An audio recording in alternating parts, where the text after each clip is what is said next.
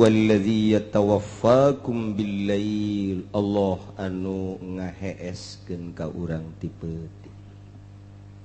dikaluarkeun ruh tamyiz haju dihudangkeun deui ku Gusti Allah summa yab'atsukum fi ti beurang dihudangkeun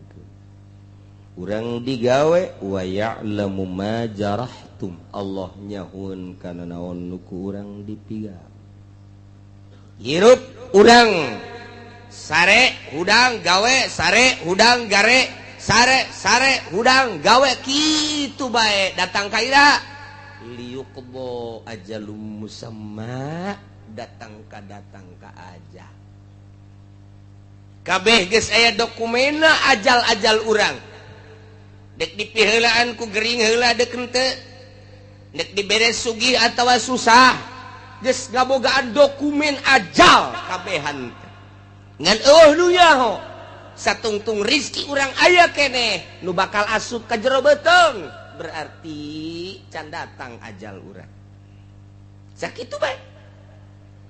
ke di mana-mana geus eueuh rizki urang seep ajal urang datang jadi berarti ieu urang teh hanya menyempurnakeun ajal sare ti peuting udang ti beurang gawe ieu teh hanya muru kana ajal urang teh keur nyampurnakeun ajal tinggal sabaraha deui nu jelas nu geus umurna bangsa 60-70 moal kebal deui dijamin moal we geus nu mantak teu layak aki-aki kudu ngabonceng si embak bloon teh mah aki-aki teh nyaho ka kuburan teh mah si aki-aki nurug cupu teh mah budak teu pantes aki-aki kudu nonton TV keneh bae teu pantas geus deukeut jasa ka ajal nyana gesok ngomong babaturan mah geus paraeh kabeh tinggal kula doang nyana geus ngomong kos kitu tah kos kituna mah sadar tapi nyana teu sadar mun nyana ngalobakeun maksiat keneh mah boloon tah aki-aki atuh ge mah si aki-aki make HP mah boga opat keneh tolong tah aki-aki ya Allah make SMS-an keneh aduh aing garetek gadegena ge aya aki-aki SMS getek ya. Masya Allah karim nungguan ajal liyuqdo ajalum musamma paeh ketika datang ajal paeh khurujur ruh anil badan ruhul hayat keluar ti awak paeh apa geus an datang ka dinya hehe summa ilaihi marji'ukum jaga beres kiamat bakal dihijikeun ka Gusti Allah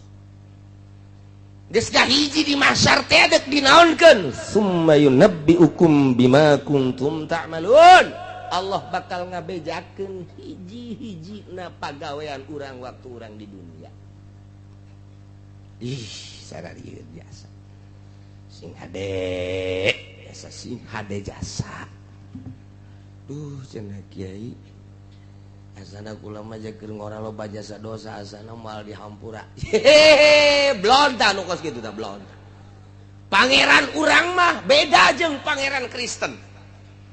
pangeran urang mah beda jeung pangeran Yahudi pangeran urang mah beda jeung pangeran Konghucu Buddha Hindu pangeran urang mah Allah nu sifatna Ghafurur sangkirang loba dosa apan pangeranna maha Ghafur Ghafur teh artina wazan paulun cek tukang ngaji mah segat mubalaghah maha hampura sangat ngahampura sabaraha dosa sia sakolong langit hampura ku aing pan aing pangeran tenang aduh cenah baheula ngadu koprok ulah kakarak jadi tukang ngadu koprok bandar koprok di hampura aduh cenah tuh kuari bandarna teruskeun bae ji blon meureun tobat asal tobat ka Gusti mentek nu bahaya memutuskeun rahmat eta ulah ngalamun bedi mah dosa aing mah gede jasa ya terutama maling lah sana aing mah mal dihampuran dek maling di we eta belum da jelema inna rahmati wasi'at kulla syai inna rahmati sabaqat rahmat kaula ngaleuwihan tina seluruh perkara rahmat kaula geus tiheula urang mah boga pangeran teh Maha Ghafur asal urangna tobat ka Gusti Allah Subhanahu wa ta'ala ketika urang mabok baheula pernah zina baheula naudzubillah min zalik bogo judi mah di mana aya topeng lenong di dinya urang main koprok di dinya urang main dadu rolet jeung sajabana nah kuari barang ngaji teh pagawean aing kumaha yang ke di akhirat asana aing diputer-puterkeun ku baheula nah tobat ka Gusti Allah ketika urang tobat astagfirullahalazim Gusti ampura dosa abdi baheula hiji abdi sok main koprok main dadu main rolet aduh ampura deres mun menang melehan bae Gusti saya teh tobat cak Gusti Allah ari Pak Abdi nyahoun hamba kaula anallahu robban bahwa nyana boga pangeran nu ngaran Allah nyana keur menta hampura ka Allah aing teh ya cak Gusti Allah berarti nyahoun nyana ka pangeran nu bener aing jeung aing teh ya Maha Ghafur geus hei hamba kaula ngahampura ka anjeun geus dosa anjeun koprok dadu rolet judi deung sajabana diampura ku aing beres sorga ya Allah aya lenong main deui aduh cek Gusti kamari geus tobat ka aing main deui bae blon teh budak menang minggu malam minggu judi malam Senin tobat deui ka Allah astagfirullah astagfirullah Gusti oh nyahoeun nyana boga pangeran nyana ngaranna Allah sok ngahampura kuari sia keur menta hampura ka dihampura kuari geus salamet malam Kemis judi deui aduh cek malaikat kamari judi kuari tobat mari deui judi tobat deui tetep aing memang tugas nulisan bae nulisan bae nya nama tuh tetep bae 10 kali maksiat 10 kali tobat dihampura bae Gusti Allah mah 100 kali maksiat 100 kali tobat dihampura bae ku Gusti Allah mah beda jeung ka urang boga salah kaki jahit menta hampura dihampura ku ulah deui nya 2 kali nyeun sia kabari nyeun salah kuari salah deui bae hampura deui kudu ngahampura geus awas tah nista maja tinggal hiji deui sia awas ya geus maja sia ieu kadituna tinggal ka mana eta tas maja aduh barang geus nyeun salah deui ka 3 kali gas endet sia angkat kaki sia di imah aing boro-boro ka batur ka anake indit sia di imah aing tak ada ampun bagimu wah haram gas aya teh hayang ngadenge jeung teh neuleus sia gurat batu datang ka detik ya endet sia eueuh hampura urang mah kos kitu sebab ku nafsu ka Allah mah lain urang geus bobolokot ku mabok ku zina baheula keur digawe di pabrik sok nyokotan sapatu sabelah oh sabelah panai 2 mah gede sabelah mah diasupkeun ka dieu teu gajahoan isuk aya kaberan kencak kabeh nyokotna teu bisa dipake ya Allah tobat ka Gusti tobat dihampura jadi urang boga pangeranana Ghafurur alhamdulillahirabbil asal tobatna beneran taubatan nasuha tubu ilallahi taubatan nasuha maka syarat hiji nadam kaduhu nomor kedua ikhlas nyabut tina maksiatna. Nomor katilu azam alla yauda. Ngazam moal balik deui. Salamet geus. Mendak lamun teu kitu disebut tobat sambal. Suha mal deui. Aduh, lada jasa. Isukan aya jengkol ngora, sikat deui. Tobat sambal ngaranna. Kos awewe ngalahirkeun ngomong deui. Anu ngomong deui ge biasa. Menang 40 pe huhahe melendung deui. Tobat sambal kos gitu kan. Aduh, masyaallah. Dihitung-hitung teh geus 14 ana. Eleh kotok ngileungleum. Tuh masalah sih. Katerusanana ieu wa huwal qahiru fawqa ibadihi wa yursilu alaikum hafazah. Berarti Gusti Allah teh maha luar biasa lantaran ilmu gaib aya di Gusti Allah kuncina eueuh saurang-urang acan nu nyaho nu ngaheeskeun Gusti Allah anu ngahudangkeun Gusti Allah nu ngalempangkeun digawe Gusti Allah. Kemudian paeh terakhir ge nu ngamaehkeunana Gusti Allah deuk saha deui atuh nu leuwih ti Gusti Allah yang moal aya nu mantak wa huwa Gusti Allah teh al-qahir anu ngalindih anu maha kuat anu ngelekeun luhur Gusti Allah fauqa ibadihi ngaluhuran seluruh hamba. Ulah macam-macam Allah nu ngaayakeun ti eueuh. Apa aya hiji perkara nu aya teh tanpa diayakeun ku Allah moal aya. Eueuh meunang ngeuweuhkeun Gusti Allah. Apa aya hiji perkara eueuh lain dieuweuhkeun ku Gusti Allah moal aya. Nu ngaayakeun barang nu aya, langit katut eusina, bumi katut eusina Gusti Allah. Nu ngeuweuhkeun perkara nu geus aya, nah Gusti Allah Al-Qahir fauqa ibadi. Sing hade jeung Gusti Allah mah nu ngaayakeunna Allah nu ngeuweuhkeunna Gusti Allah wa huwal qahiru fauqa ibadihi anu ngahirupkeun Gusti Allah nu maehkeun Gusti Allah nyehatkeun Gusti Allah ngageringkeun Gusti Allah nyugihkeun Gusti Allah nyusahkeun Gusti Allah makirkeun ngamiskinkeun meunang Gusti Allah kabeh eueuh nu kaluar ti Gusti Allah wa huwal qahiru fauqa ibad. Apa aya nu lain nang Gusti Allah eueuh cenah dokter nu nyehatkeun dokter lagi modal ulah waka kabatur sia dokter sia bae heulanan leglegan Gusti obat ca modal-modal keneh bae nang Allah berarti ulah dikira urang berobat ka dokter namun urang itibat nang dokter kudu maca 2 kalimat syahadat sing hade nu nyugikeun cenah bos urang bos lage kadang-kadang susah deui teu saeutik nu kamari ieu sugih ku ari susah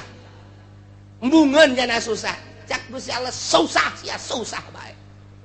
gabari di zaman gusuran di tahun 72 mulai tahun 70 hiji asup gusuran ke pasar kemis tanah teangan saukur 75 rupiah murah jasa jelema ngajar rual boh meuli simking meuli ponik sepeda teh wah luar biasa tahun sakitu tah kulantaran atuh abah kula mah henteu gusuran atuh kula mah makena henteu ponik henteu simking makena mobil mau sepeda nu gede teh bae nu gede teh kadang-kadang mah berat ku sepeda moal mawa sepeda aing geus eta wah kabelah dieuna wah mari motor belah dieuna makin naik harga tanah meuli mobil oi belah dieuna pisan di tahun 80 ka dieu wah eta luar biasa jelema ngajualan tanah meuli angkot aya nu 30 aya nu 20 hirup keneh nu kamari boga angkot 40 ku ari teu boga sapeda aja moal dibejakeun jelema ge aya ku ari di dieu tadi ge sasalaman jeung pura iya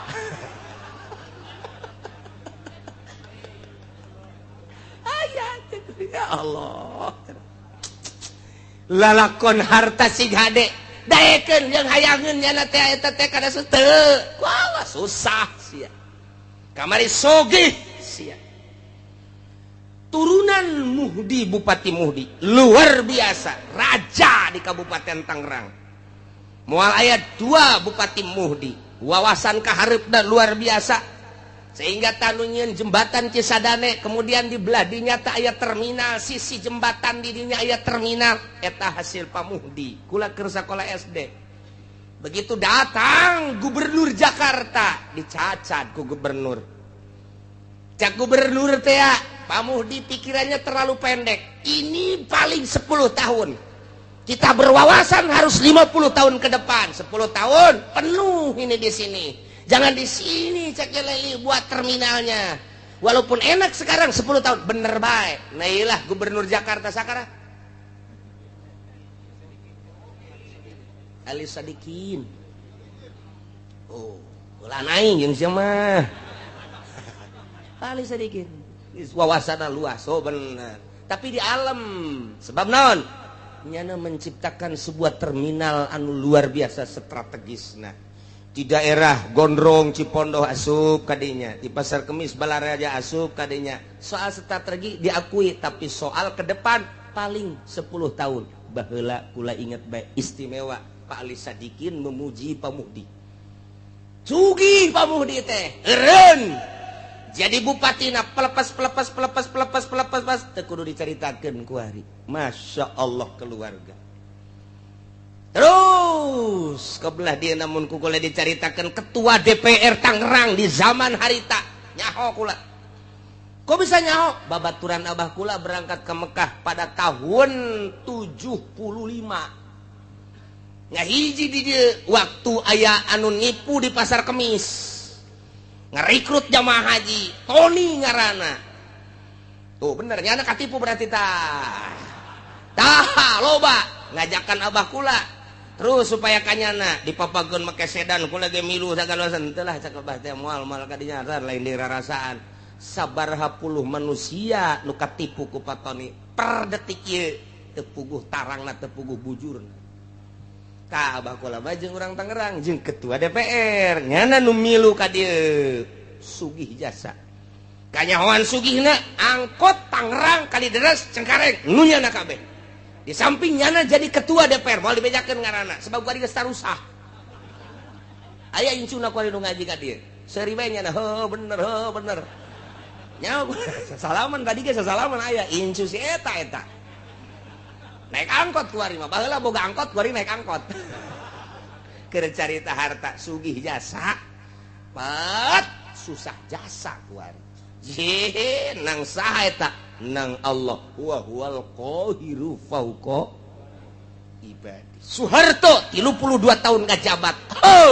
luar biasa hartaku jadi korup wah luar biasa nu ngadaharna lainnya rugi amat menang hese beleke hasil korupsinya di sidang tetap dihareupeun Allah di Rabbul Jalil nu ngadahar nu ngalebok lainnya rugi henteu otak pikir tah nyana nu disidang anak lo ngeuna anak mah bakal disidang deui bae sarua bae namun perjalananna teu beres rugi amat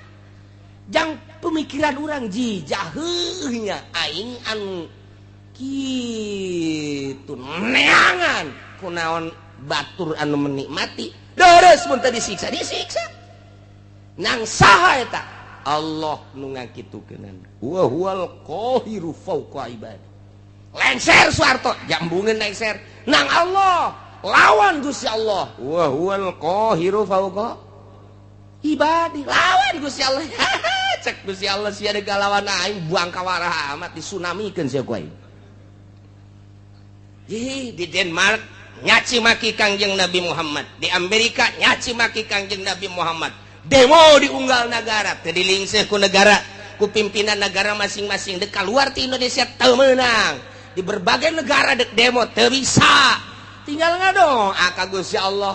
Kangjeng Nabi nu Gusti Allah abdi nu Gusti Allah nyeri mah nyeri bae tapi apa daya ieu Gusti abdi mah nyanggakeun ka Gusti dibere angin badai Amerika wah luar biasa parem kerugianna $590 triliun ji ulah dikira macam-macam ku ari teu loba omong Muhammadan teu loba omong gua teu neko-neko lawan sia Gusti Allah wa huwal qahiru fauqa ibadi lawan Gusti Allah aing mah dicaci maki ge ku sia ja tetep iman ka Kangjeng Nabi Muhammad caci ku sia maki ku sia aing mah moal robah iman ka Gusti Allah geus diserahkeun ka Gusti Allah unggal peuting nyanggakeun ka Gusti meureun lain orang Indonesia bae di Irak di Iran di berbagai negara Gusti nyanggakeun ka Gusti teu puguh teu kaaruh badai di Amerika endeu kumaha deui lawan Gusti Allah wa huwal qahiru fauqa ibad di batak sing hade ieu di Indonesia ge ieu ku ari pemerintah ngalawan Al-Qur'anul Karim dele tungtung nu sarugi teu daek ngazakat cak Gusti Allah titipan aing sia nu aing hartana ge nu aing ngan ku aing keur dicoba sia dibere teu daek sia ngazakat awas sia cak Gusti Allah aing teh wa huwal qahiru fauqa moal kebal deui disetrukeun sia ku aing bener bae menyon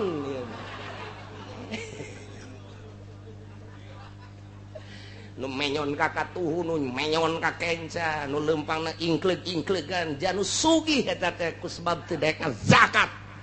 rasakeun sia Allah ma wa huwal qahiru fauqa ibadi wali Allah ma asal geus teu daya teu upaya geus gado ajang bangsa jeung umat nyanggakeun ka Gusti jadeg ngalawan kumaha tuh deuk ngalawan kumaha aja bejana asal ngalawan rantai jeung teu puguh pamimpin mun puguh pamimpin mah siap sadajan di rantai ge pamimpin ieu teh anu endek arah jujur jeung adil doa bae ka Gusti ngadoana ngan teu meunang menta azab teu meunang ngadoana ya Allah ya Rabbi tunjukkeun pemimpin nagara abdi Gusti janu Gusti tunjukkeun gubernur tunjukkeun bupati tunjukkeun camat tunjukkeun Gusti lurah nu mantap aya bae ta lurah teh anu kamari bang kawarah per poe ieu jadi bener loba eta mah nang Gusti Allah dibulak-balik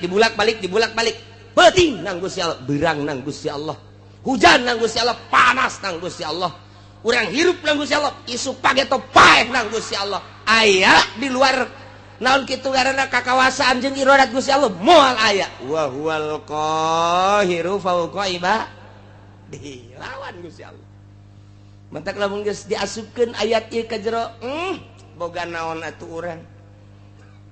kasep dijadikeun kabanggan goblok cak Gusti Allah sia dibere kasep lain pake sujud ka aing dipake bobogohan jeung kerang karawang boloon sia dibopengkeun sia ku aing sia bobeng wal qahiru fauqa ibadi dibere geulis lain pake sujud ka Gusti Allah endahan pake di layar kaca di layar perak layar emas boloon ta budak deleukeun ku aing sia moal kebal deui keriput ngedadak wa huwal qahiru fauqa ibadi lawan Gusti Allah ya Rabbi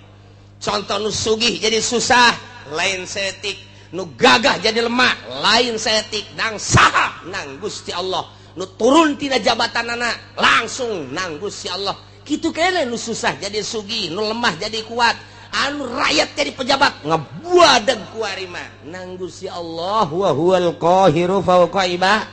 itu daya teu upaya urang mah aya nang ngayakeun Gusti Allah hiji perkara nu aya di luar pengadaan Gusti Allah nang Gusti Allah moal aya hiji perkara lain nang ngeuweuhkeun Gusti Allah moal aya atuh berarti aya jeung eueuh nang Gusti Allah hirup jeung paeh nang Gusti Allah ieu lawan ta wa huwal qahiru fauqa ibadi asupkeun ka jero hate urang pelakeun tanemkeun Gusti atuh abdi mah teu aya nanaonan mata nu ku abdi dinikmatin nu Gusti waya dicokot bae engke bahkan rabun-rabun ceuli nu pake ngadengekeun sagala kanikmatan suara-suara nu Gusti supaya mah ditorekeun ku Gusti eueuh nanaonan contoh tatangga abdi geus teu neuleug geus teu ngadenge dicabut ku Gusti meureun isu pageto mah abdi Gusti nu Gusti seserahan urang ka Gusti nyerahkeun sadaya-daya ieu irung bisa pake hirup udara nage nu Gusti anu ku urang dihisep kajero keluar oksigen alam ti Gusti sing hade teh ketika kurang dihirup aya dirinya teh nur ilahi jadi makrifat ketika kurang dihirup kadinya aya tetapi panyakiteun jadi darah tinggi hirup kurang jadi virus dan lain sebagainya itu ya orang menang Gusti wa huwal qahiru fauqa ibadi sing hade dihalangan ku dokter make masker teu meunang aya penyakit asup nu pangheulana kena penyakit nu make masker. Iya tuh geus ku kitu bae tuh ti Gusti Allah sakadar suruat sareat mah. Ye horeganan lamun geus cak Gusti kitu bae geus teu bisa. Ngan memeh datang ka hakikat eta urang dikudukeun bersyariat. Tetep kudu bersyariat. Aing mandek diuk bae dahar teh dahar ge kumaha Gusti geus datang encan sia kadinya geus datang encan lamun kayakinan sia geus datang kadinya bakal bener tapi lamun sakadar ngadenge surah encan kayakinan mah bisa payah kalaparan sia ulah tetep bae sapoe geus nu mere dahar mah nginum ji aing jadi kos kieu ya geus jadi kunang-kunang poa payah geus kurang keyakinan sebab naon sia keyakinan ka Allah na melalui naon coba heula mentak tama kudu ditungtun ku guru thariqah untuk mencapai hakikat lantaran make contoh-contoh kapan ji keyakinan teh aya ilmu yakin aya ainul yakin aya hakul yakin lamun urang geus datang ka hakul yakin dicontohan ku cak-cak teu kudu hese Imam Syafi'i mah dina hikam nya nama nyonton make cak-cak urusan rizki teh kumaha cak-cak cicing bae iber henteu ka mana henteu nu datang dahareunana ka nyana atuh naonan tareungit datang ka nyana coba jeun panyakit eta reungit nyana cicing bae cak kunaon tuh reungit ka dinya caplok paneta dahareun nu datang ngaranna dahareun tah mun urang geus boga keyakinan model cak-cak meunang cicing bae urang geus lamun aya kiai cicing bae kiai cak-cak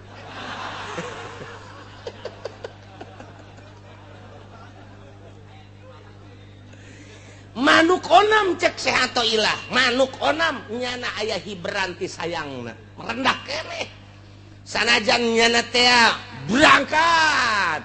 khimason tagdu khimason taruh bitonan nyana inditi sayangna keleh beteung sore datang ye gendut beteungna teu pernah kadenge manuk boga pabrik teu pernah kadenge manuk boga perusahaan sugan supermarket Indomaret dan lain sebagainya tapi nyana indit ti imahna hiber sore anakna kaparaban nyanana gendut ngan eta make usaha keneh nu leuwih hebat cak-cak nyana mah asal kaluar bae tah diparatok teh huluna cak kadang-kadang kupu-kupu nu gede ge kadahar bae bloon jak teu kupu-kupu deuk naon tuh kadinya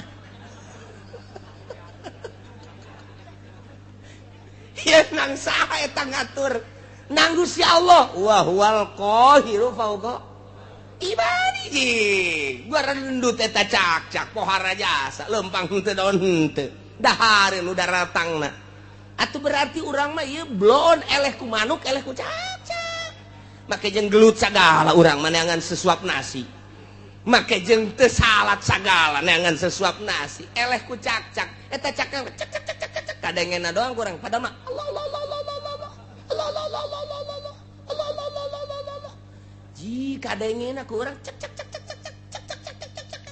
lamun urang dibere kaberenehan sieun ka cak-cak sebab nyana teh muji lo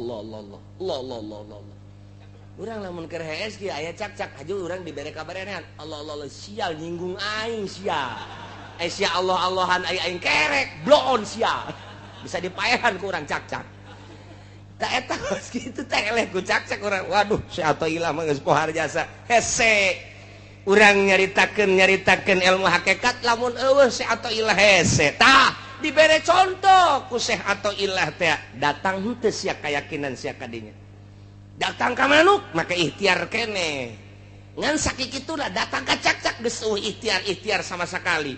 urang datang ke mana kudu aya nu nuntun mimiti ngaji heula supaya aya ilmu geus aya ilmu ngaranna ilmu yakin ye bener ya naik dilaksanakeun supaya datang ka ainul yakin sageus datang ka ainul yakin dibere deui hak jadi hakul yakin geus datang ka hakikat di dinya nikmat hirup bus datang ka dinya lawan Gusti Allah wa huwal qahiru fauqa ibadih Gusti Allah maha nu maha ngalindih nu maha gagah saluhureun manusia saluhureun hamba di antara keistimewaan jeung kagagahan Gusti Allah teh wa yursilu alaikum hafadzah Gusti Allah ngutuskeun urang kabehan ka malaikat hafadzah malaikat hafadzah teh malaikatun tusi amalakum malaikat anu tukang ngitungan jeung nuliskeun kana amal-amal urang likuli insanin malakani tiap manusia aya dua malaikat malakun an yamini hiji malaikat dikatuhun wa malakun an shimalihi kadua malaikat dikencaeun sing yakin sing hade aya dua malaikat posisina cek sakaol mah di dieu malaikat teh cek sakaol mah di dieu di bibir katuh urang ditungtung bibir kenca urang cek sakaol mah nyana teh dipundakeun urang eta mangan sakadar caritaan-caritaan beuki ka jero nu jelas aya dua malaikat yakinkeun deuk di mana bae posisina hiji katuhu nu hiji dikenca nu belah katuhu teh ieu nyana tukang nyatetan anu bararagus faida amilah hasanatan katabaha sahibul yamin di mana orang berlaku baik ditulis ku malaikat nu aya di katuhun orang salat orang puasa orang zakat orang ngaji orang sedekah anu kanyahoan amal urang mah kanyahoan kabeh ku malaikat moal aya anu kaliwat kecuali nu aya di qalbu urang malaikat ge teh nyahoeun pokona mancak di dieuna ge pancak di dieuna tah malaikatun tusi amalakum pagawean berarti pagawean zahir dicatat kabeh jang diangsongkeun engke ka Gusti Allah do bakal ditimbang teh ya catatan amal urang engke bakal timbang catatan amal urangna ngajedog di dinya di mana-mana beramal goreng wa idza amila sayiatan qala sahibul yamin li sahibis shimal di mana-mana urang sebagai manusia ngalaksanakeun kagorengan cek malaikat nu katuhu bebe jaka malaikat anu kenca isbir ulah waka dicatet heulana ulah waka cek malaikat nu kenca pannyana ieu geus maksiat heula la'allahu yatubu minha sugan bae nyana tobat geus ulah waka dicatet karunya engke di akhiratna masyaallah wah rajas ketika beramal bagus langsung catet tapi ketika beramal goreng malaikat nu katuhu nganasehatan isbir ulah ka jatuh ulah ka cak nu kenca padi geus beramal goreng nya keula lalahu ya tubuh boting tobat ke abeh ulah aya catetanana oh geus tunggu aya ki haji ngebonceng simba cak anu katuh ulah ka catet ulah ka sabar heula sabar oh tobat beres balik Ki Haji seserian mantap jasa terus sabar apa ya sampai ting sampai ting nyana teh masih seserian kan we kakarak cak nu kencak mah ya catet atuh geus situ mah catet tapi lamun berang nyana ngabonceng simba ngabonceng Lampung putih gede adat penting natas kisah Gusti aduh renganan eta lain mah rom Gusti haram nyana nyekelan kacangkeng abdi aju ku abdi direm susuna karasa katonggong aduh eta jahenya gede cenjekna susuna sotobat Gusti ka Gusti moal deui tuh teh dicatet kumaha teh cenah cak nu kenca teh geus tobat geus boleh catet lamun datang ka isuk deui nyana teh datang ka perlakuan nyana datang ka ngalakukeun can tobat ya catat masyaallah kali mantap sing hade dua malaikat na ieu lah wa yursilu alaikum hafazah